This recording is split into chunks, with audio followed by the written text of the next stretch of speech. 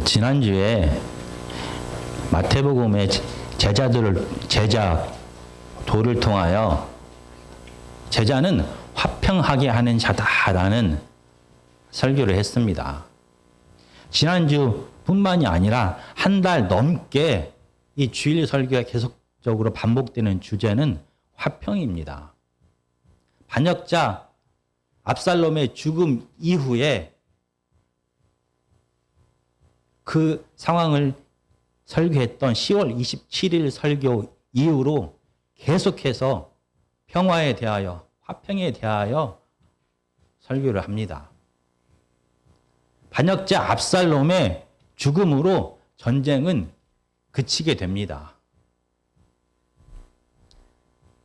다윗 왕은 반역이 진압되자 다시 예루살렘으로 돌아갑니다. 그런데 예루살렘으로 돌아가는 그 도중에 또 한 번 분쟁이 생기게 됩니다. 사무엘하 19장입니다. 사무엘하 19장 40절에서 43절까지를 우리가 함께 먼저 읽겠습니다. 구약성경 497페이지입니다. 사무엘하 19장 40절에서 43절까지입니다. 우리가 함께 천천히 읽겠습니다. 시작. 왕이 길갈로 건너오고 긴 함도 함께 건너오니 온 유다 백성과 이스라엘 백성의 절반이나 왕과 함께 건너니라. 온 이스라엘 사람이 왕께 나아와 왕께 아뢰되 우리 형제 유다 사람들이 어찌 왕을 도둑하여 왕과 왕의 지방과 왕을 따르는 모든 사람을 인도하여 요단을 건너가게 하였나이까 하매 모든 유다 사람이 이스라엘 사람에게 대답하되 왕은 우리의 종친인 까닭이라 너희가 어찌 이 일에 대하여 분내느냐 우리가 왕의 것을 조금이라도 얻어 먹었느냐 왕께서 우리에게 선물로 주신 것이 있느냐 이스라엘 사람이 유다 사람에게 대답하여 이르되 우리는 왕에 대하여 10 몫을 가졌으며 다윗에 대하여 너희보다 더욱 관계가 있거늘 너희가 어찌 우리를 멸시하여 우리 왕을 모셔오는 일에 먼저 우리와 의논하지 아니하였느냐 하나 유다 사람의 말이 이스라엘 사람의 말보다 더 강경하였더라. 이제 전쟁이 끝나고 다윗 왕은 예루살렘으로 돌아갑니다. 그때 온 유다 백성들이 마중 나오고 이스라엘 북쪽에 있는 이스라엘 지파의 반절이 마중 나오게 됩니다.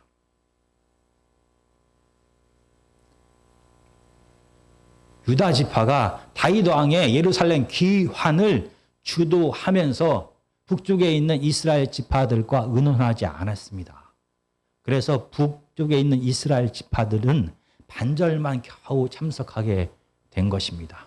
이 다툼 가운데서 유다 지파는 자기들이 다윗과 같은 혈통임을, 같은 지파임을 강조합니다. 그러자 북쪽에 있는 이스라엘 지파들은 자기네들은 10지파, 10 몫을 가지고 있다라고 강조하면서 이 다툼은 정말로 격화됩니다.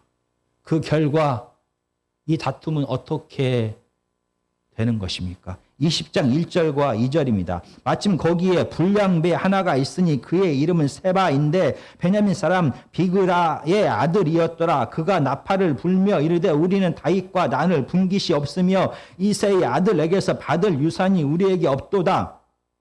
이스라엘아 각각 장막으로 돌아가라 하매 이에 온 이스라엘 사람들이 다윗 따르기를 그치고 올라가 비그리의 아들 세바를 따르나 유다 사람들은 그들의 왕과 합하여 요단에서 예루살렘까지 따르니라. 20장 1절은 세바에 대하여 불량배라고 말합니다. 이 다툼 가운데서 베냐민 사람 비그라의 아들 세바가 북이스라엘에 선동합니다.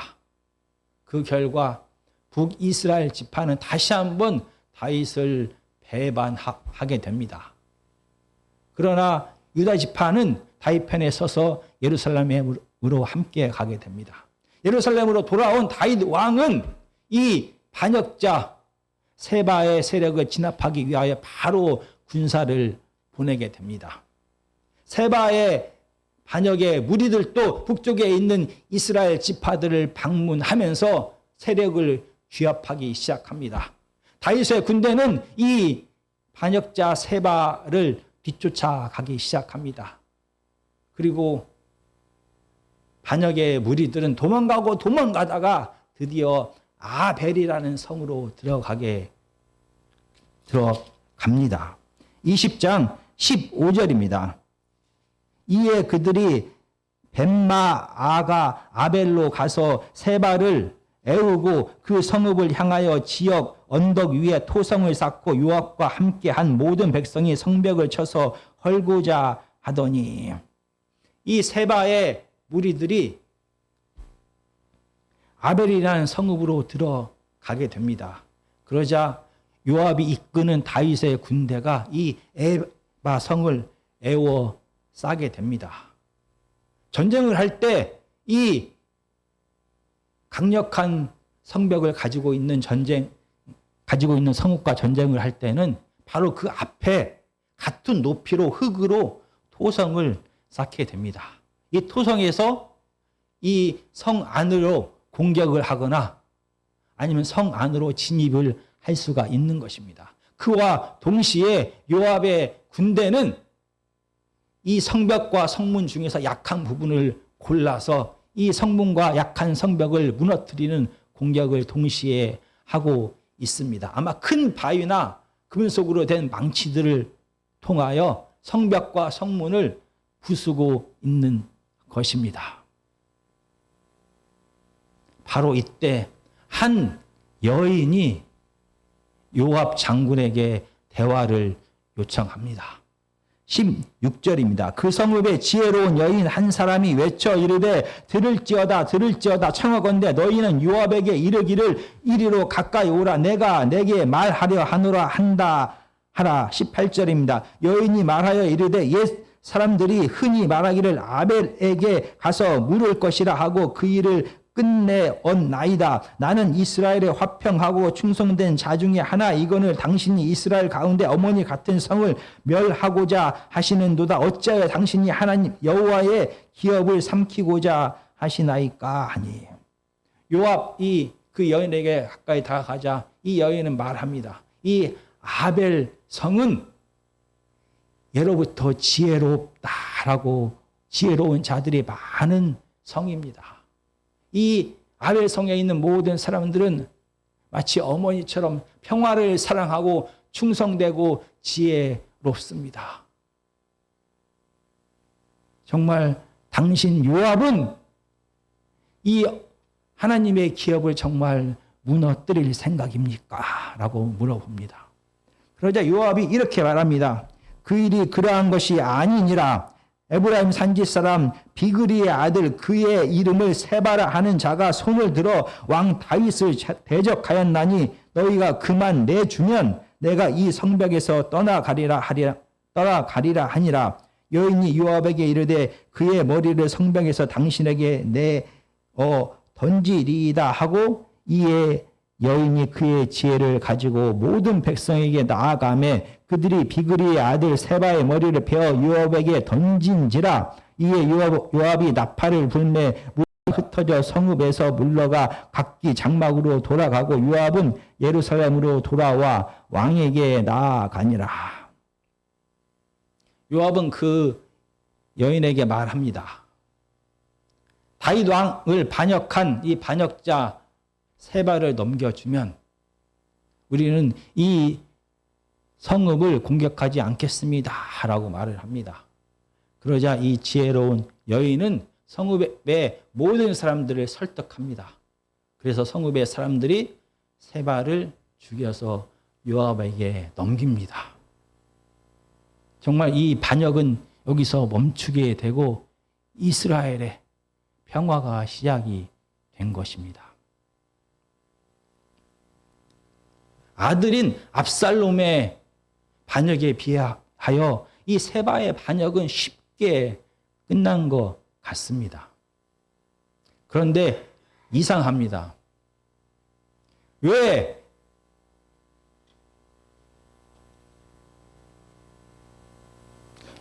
아벨에 있는 사람들은 이 지혜로운 여인이 나서기 전까지 이 불량자, 이 반역자 세바를 보호한 것입니까? 어쩌면 이 성읍이 완전히 멸망당할 수도 있는데 왜 그들은 세바를 보호하고 싶었을까요? 세바는 유다 지파와 다른 이스라엘 지파 간의 다툼을 기회로 삼아 반역한 자입니다. 그는 북이스라엘 각 지파를 방문하면서 세력을 모았습니다. 처음에는 많은 이스라엘 지파들이 이 세바의 반역에 동참했던 것 같습니다. 그러나 이미 얼마 전에 압살롬의 반역이 실패로 끝난 상태입니다. 그래서 끝까지 세바를 추종했던 세력들은 적었던 것 같습니다.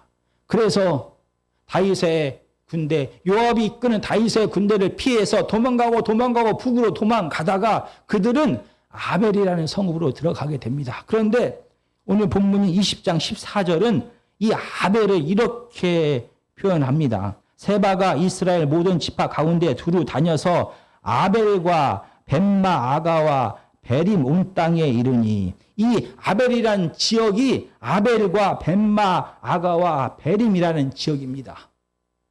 여기서 우리가 주목을 가지고 깊게 봐야 될 그 이름은 베림입니다. 이 베림이란 말은 바로 비그리의 성읍이다라는 그런 뜻이 됩니다. 비그리의 성읍이 베림이라는 뜻입니다. 비그리가 누구입니까? 오늘 본문 사무엘하 20장에서는 비그리란 말을 9번이나 사용합니다.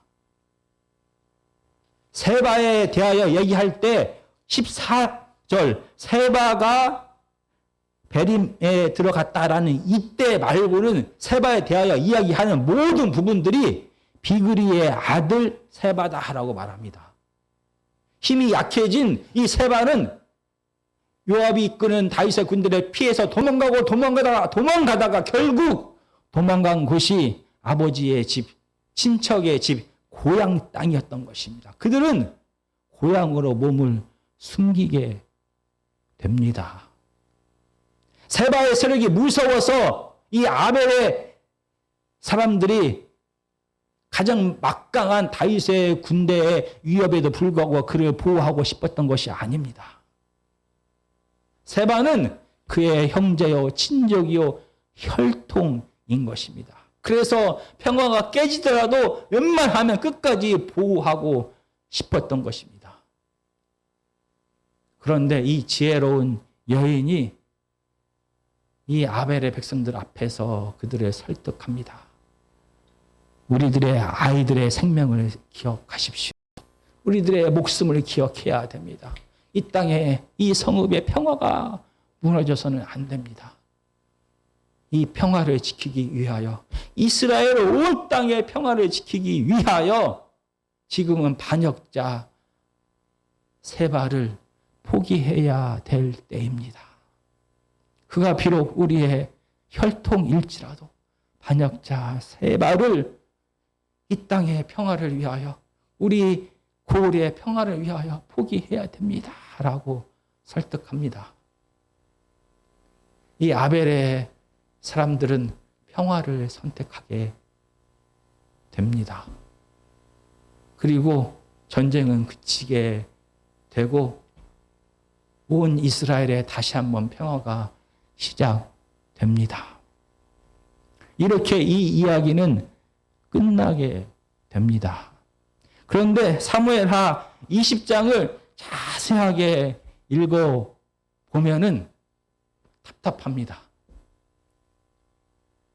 비록 세바가 반역을 일으켰을지라도 세바의 반란군과 다윗의 군대가 피 터지게 싸웠으면 하고 바랄지도 모릅니다. 아니면 어쩌면은 세바의 반란군이 승리했으면 좋겠다라는 생각을 하는 사람도 있을 것입니다. 왜냐하면 불량자, 반역자, 세바 말고 오늘 본문 20장에서 죽어 마땅한 자가 한 명 더 존재합니다. 20장 4절부터 제가 읽겠습니다. 왕이 아마사에게 이르되 너는 나를 위하여 3일 내로 유다 사람을 큰 소리로 불러 모으고 너도 여기 있으라 하니라. 아마사가 유다 사람을 모으러 가더니 왕이 정한 기일에 지체된지라. 다윗이 이에 아비새에게 이르되 이제 비그라의 아들 세바가 압살롬보다 우리를 더 헤아리니 너는 내 주의 부하들을 데리고 그의 뒤를 쫓아가라. 그가 견고한 성읍에 들어가 우리들을 피할까 염려하노라 하매. 이 세바의 반란군을 초기에 진압하기 위해 다윗은 3일간의 시간을 생각했습니다. 온 유다에서 군대를 모아서 이 세바의 반란군이 세력을 더 확장하지 못하도록 초기에 잡고자 했습니다. 압살롬의 군대가 다윗에게 초기에 시간을 주었습니다. 그 결과 압살롬은 패하게 되었습니다. 이걸 너무나 잘 알고 있는 다윗은 이 반란군이 더 세력을 모으지 못하도록, 세력화하지 못하도록 초기에 이 반란군을 세바를 진압하기 위하여 바로 아마사를 총사령관으로 세우게 됩니다. 아마사는 압살롬, 바로 반역을 한 압살롬 군대의 총사령관이었던 자입니다. 그에게 이 일을 맡기게 됩니다. 온 유다에 가서 3일 안에 대군을 모집해라. 그런데 3일이 지나도 아무런 소식이 없습니다. 그러자 다윗은 더 이상 기다릴 수가 없습니다. 그래서 아비새는 바로 요압 장군의 동생입니다. 아비새에게 다시 한번 명령을 하여 출정을 명령하게 됩니다. 왜 요압은 이 자기의 자리에서, 총사령관의 자리에서 쫓겨난 것입니까? 요압은 능력 있는 군인입니다. 그러나 다윗 왕의 명령을 거역하고 압살롬을 죽입니다. 그래서 다윗 왕은 요압이 유능한 군인이기 때문에 그를 죽일 수는 없고 대신에 사령관의 자리를 해제를 시켜버립니다. 그러나 요압은 이 세바의 반란에 아비새의 지휘 아래에 들어가서라도 이 반란에 참여하게 됩니다. 이 반란군을 진압하는 이 일에 참여하게 됩니다. 그래서 세바를 쫓게 됩니다. 그리고 20장 9절과 10절입니다. 요압이 아마사에게 이르되 내 형은 평안하냐 하며 오른손으로 아마사의 수염을 잡고 그와 입을 맞추려는 채 하며 아마사가 요압의 손에 있는 칼은 주의하지 아니한지라. 요압이 칼로 그의 배를 찌르매 그의 창자가 땅에 쏟아지니 그를 다시 치지 아니하여도 죽으니라. 요압과 그의 동생 아비새가 비일새의 아들 세바를 뒤쫓을세. 이 세바를 뒤쫓는 과정에 사령관 아마사를 만나게 됩니다. 그는 다윗이 자기를 대신하여 사령관으로 세운 자가 아마사입니다. 요압은 자기 자리를 차지한 아마사를 내버려 두지 않습니다. 그를 속여서 그를 죽여버립니다. 무자비하게 죽입니다. 그런데 이 아마사가 요압의 사촌입니다. 사촌 형입니다. 그는 자기의 지위와 자기의 욕망이 가장 중요했습니다. 그런데 이번이 처음이 아닙니다. 그는 다윗 왕 초기에 아브넬이라는 군대 장관도 죽입니다. 왜냐하면 그가 자기의 자리를 차지할 것이 두려워서 그의 경쟁자를 무자비하게 속여서 그때도 죽였습니다. 이렇게 요압은 이 혼란을 틈타서 이 반역군을 쫓는 이 기회를 틈타 자기의 지위를 다시 한번 찾게 됩니다. 그리고 아마사의 자리를 차지하고 다윗의 군대를 이끌고 반역자 세바를 쫓아간 것입니다. 지혜로운 여인의 설득으로 세바는 죽게 됩니다. 그리고 그 공은 누가 차지하게 될까요? 세바의 반역을 진압한 이 요압이 차지하게 됩니다. 요압은 이스라엘 예루살렘으로 돌아가서 왕 앞에 서게 됩니다. 그리고 23절은 이렇게 말합니다. 요압은 이스라엘 온 군대의 지휘관이 되고 여호야다의 아들 분하야는 그네네 사람과 블렛 사람의 지휘관이 되고, 다윗은 어쩔 수 없이 세바의 반역을 진압한 이 요압을 다시 이스라엘의 총사령관으로 세우게 되는 것입니다. 지금 이스라엘 땅에는 전쟁이 계속 됩니다. 아들 압살롬의 반역에 이어서 세바의 반역으로 이스라엘은 평화가 깨졌습니다. 이 전쟁에 대한 두려움과 공포가 가득합니다. 이스라엘에게 정말 지금 필요한 것은 전쟁을 그치고 평화가 시작되는 것입니다. 비록 세바가, 이 반란을 일으킨 세바가 나의 형제요, 나의 가족이라 할지라도 지금은 이스라엘의 평화를 위하여, 이스라엘의 화평을 위하여 살을 끊는 아픔을 견디면서 이 반란군 세바를 포기해야 할 때인 것입니다. 혈육을 뛰어넘는 결정을 해야 하는 것이 바로 지혜인 것입니다. 세바의 죽음으로 반란이 진압되면 누가 가장 이익을 보게 됩니까? 어쩌면 세바보다 더 불량자, 불량배 요압이 이익을 볼지도 모릅니다. 결국 그는 자기의 자리를 다시 회복했습니다. 그럴지라도 평화가 시작되면 요압에 대한 심판이 여기서 멈출지라도 우리는 먼저 무엇을 해야 될지 결정해야 하는 것입니다. 요압의 심판 때문에 세바의 반란을 찬성할 수는 없는 것입니다. 아무리 요압 역시 또 다른 불량배라 할지라도 지금은 이 평화를 위하여 세바를 먼저 버려야 할 때가 분명합니다. 무엇이 중요한지를 먼저 아는 것이 바로 지혜인 것입니다. 그런데 오늘 본문에서 이상한 부분은 왜 다윗은, 하나님의 기름 부음을 받은 다윗, 하나님 대신하여 선 다윗은 왜 요압을 인정하고 다시 그의 자리로 돌려준 것입니까? 왜 다윗은 아무것도 하지 못한 것입니까? 같은 사건을, 비슷한 한 사건을 기록한 사무엘하 3장 39절입니다. 바로 아브넬을 죽였을 때 다윗이 이렇게 말합니다. 내가 기름 부음을 받은 왕이 되었으나 오늘 약하여져서 스루야의 아들인 이 사람들을 제어하기가 너무 어려우니 여호와는 악행한 자에게 그 악한 대로 갚으실지로다 하니라.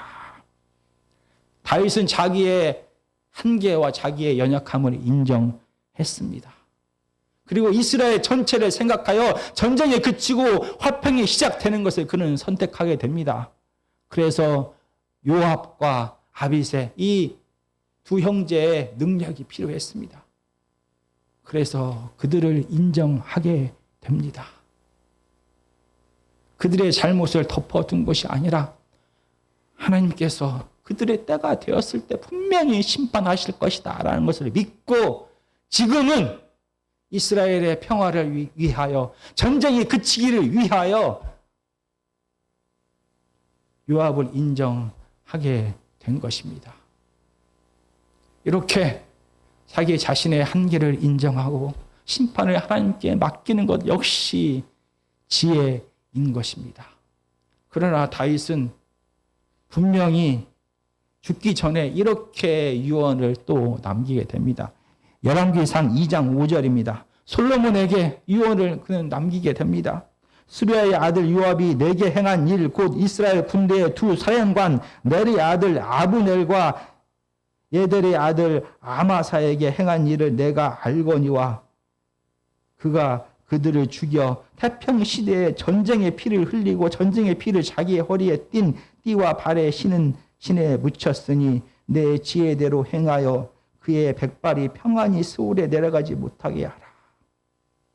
다윗은 솔로몬에게 유언을 남깁니다. 이 평화의 시대를 깬 이 폭력배, 이 야비한 자 요압을, 이 불량배 요압을 결코 용서하지 마라. 그가 평안히 늙어서 죽지 못하도록 너는 기억하라라고 말합니다. 세바의 반란이 세바의 때가 되었을 때 그는 심판을 받게 됩니다. 마찬가지로 이 또 다른 불량배 요압은 그의 때가 되었을 때 이스라엘의 평화보다 자기의 욕망이 먼저였던 그는 또 다른 반란에 이번에는 그가 동조하게 됩니다. 그리고 결국 하나님의 심판을 받게 됩니다. 이렇게 우리의 연약함과 우리 삶 속에서 한계를 인정하고 하나님께 심판을 받기는 것 또한 하나님께서 우리에게 주신 지혜입니다. 전쟁이 그쳤다고 해서 화평이 저절로 찾아오는 것이 아닙니다. 화평은 하나님의 임재와 통치를 통하여 시작이 됩니다. 하나님의 사랑과 정의가 다스려질 때 화평이 시작됩니다. 우리의 삶 속에서 하나님의 임재와 통치를 방해하는 것이 무엇입니까? 우리의 삶 속에서 두려움과 죽음이 어떻게 하여 일어나는 것입니까? 우리를 불안하게 하는 것이 무엇입니까? 우리의 삶의 세바가 도대체 무엇입니까?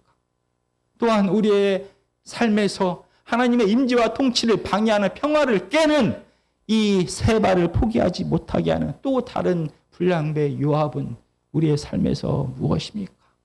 우리는 왜 세바를 포기하지 못합니까? 우리의 공동체에서 공동체의 평화를 깨는 세바는 도대체 무엇입니까? 그리고 세바를 포기하지 못하게 하는 또 다른 불량배 요압은 도대체 무엇입니까? 하나님께서 주신 지혜는 우리의 혈통과 우리의 이익을 뛰어넘는 결정을 하는 것입니다. 이 땅의 평화를 위하여, 우리 가족의 평화를 위하여, 내 안의 평화를 위하여 혈통과 이익을 뛰어넘는 결정을 하는 것이 하나님께서 우리에게 주신 지혜입니다. 우리를 죽음과 두려움에 가득한 이 땅에 하나님의 임재를 통하여 사랑과 평화를, 하나님의 임재를 통하여 평화를 끌어오는 자가 하나님의 자녀인 것입니다. 올바른 하나님께서 우리에게 지혜를 주셔서 우리의 혈통과 이익을 뛰어넘는 결정을 할 수 있도록 우리는 기도해야 하는 것입니다. 우리 안에 하나님께서 선물로 주신 이 평화가 가득하도록 우리는 기도해야 하는 것입니다. 우리 공동체의 혈통과 우리의 이익을 뛰어넘는 결정을 할 수 있도록 우리에게 지혜를 달라고 기도해야 하는 것입니다. 그러나 우리의 연약함과 우리의 한계를 인정하고 하나님께 간구해야 됩니다. 하나님, 이 땅에 평화를 주십시오. 하나님의 선물인 이 땅에 사랑과 정의가 가득할 수 있도록 하나님의 역사하여 주십시오라고 기도해야 하는 것입니다. 평화는 하나님의 선물입니다. 그러나 평화는 평화를 위하여 우리의 연약함과 우리의 죄성이 있음에도 불구하고 몸부림치면서 애쓰는 자들을 통하여 하나님께서 평화를 선물로 주십니다. 우리의 삶에, 우리의 가정에, 이 땅에 하나님의 평화가 가득하기를 간절히 기도합니다.